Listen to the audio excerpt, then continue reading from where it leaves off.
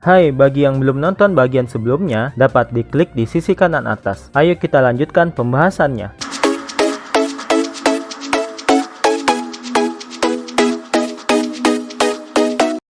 Yang ketiga adalah absen yang utama. Untuk PNS di seluruh Indonesia, semua yang kami kerjakan harus memiliki bukti dan salah satunya adalah absen. Hal ini mungkin ada samanya dengan swasta. ASN juga wajib absen setiap hari tepat waktu dan akan mengurangi gaji jika telat ataupun tidak absen. Yang keempat, buku harian. Seperti yang telah saya ulas tadi, semua yang ASN lakukan harus dibuktikan dalam bentuk dokumen, termasuk kegiatan sehari-hari. PNS harus melaporkan semua kegiatan setiap harinya secara lengkap dan harus disetujui oleh atasan. Laporan kegiatan sehari-hari ini akan sangat mempengaruhi gaji yang kamu terima.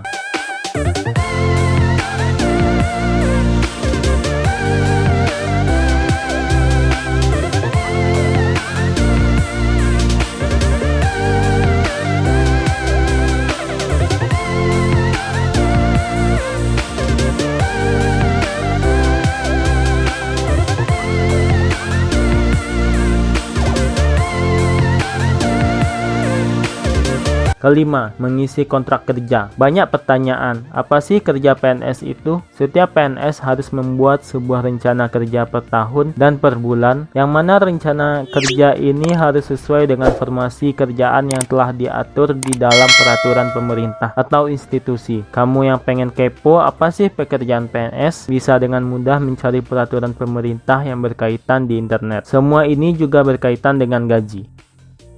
Yang keenam, reformasi birokrasi. Birokrasi yang berhubungan dengan pemerintah yang menurut banyak orang panjang dan berbelit, sebenarnya selalu dicarikan solusinya dengan cara reformasi. Reformasi birokrasi dilaksanakan oleh semua instansi pemerintah yang ditetapkan dan diawasi oleh pemerintah pusat melalui Kementerian Pemberdayaan Aparatur Sipil Negara dan Reformasi Birokrasi. Reformasi birokrasi ini pun sangat berhubungan dengan gaji yang didapatkan oleh para PNS di institusi tersebut. Jika institusinya dapat melakukan reformasi dengan baik dan berkelanjutan, gaji para PNS tersebut juga akan lebih tinggi dibandingkan dengan institusi lainnya. Ini alasannya jika timbul pertanyaan untuk banyak orang, kenapa gaji di Kementerian A lebih tinggi dibanding kementerian lainnya? Penyederhanaan birokrasi harus terus kita lakukan besar-besaran.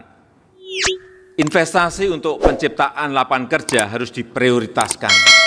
Prosedur yang panjang harus dipotong. Birokrasi yang panjang harus kita pangkas. Yang ketujuh, untuk naik jabatan di level bawah harus mengumpulkan poin. Pada masa pemerintahan presiden kita saat ini, Bapak Joko Widodo, PNS diarahkan untuk memiliki jabatan fungsional. Jabatan fungsional ini berarti PNS tersebut akan bekerja sesuai dengan fungsinya di dalam institusi tersebut. Hal ini akan tertera di rencana kerja tahunan yang sudah kita bahas tadi. Dalam kerjanya sehari-hari, para PNS ini wajib melampirkan bukti setiap kegiatannya yang nantinya akan dilaporkan dan dinilai oleh pihak yang bertanggung jawab. Bukti-bukti inilah yang nantinya akan dinilai dan akan dikonversikan menjadi poin. Setiap tahunnya, poin ini harus dikumpulkan melebihi batas minimal yang telah ditentukan, dan poin ini juga akan menjadi persyaratan untuk naik ke jenjang fungsional yang lebih tinggi. Jabatan fungsional ini juga menghilangkan jabatan struktural yang biasa disebut eselon. Jadi, para PNS tidak perlu lagi bersaing untuk mendapat jabatan struktural.